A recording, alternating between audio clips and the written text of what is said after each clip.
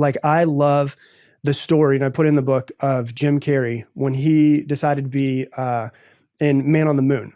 And it was the Man on the Moon was a movie where he ended up playing Andy Kaufman, and there was a whole documentary that was done on this, and they curbed it for like 20 years because it was so off the rails of how crazy he went. And what he did was it's a documentary called Jim and Andy that's on him playing the role on Man on the Moon.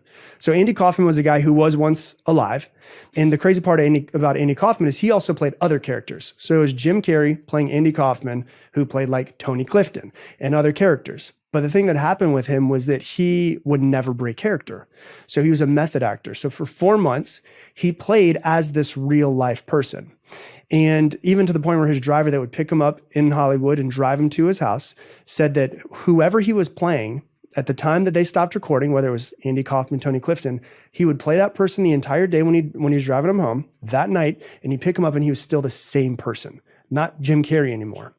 And so what happened was he ended up and it gets kind of crazy, where he ends up doing therapy sessions with Andy Kaufman's real daughter and his family to help them overcome his sudden death.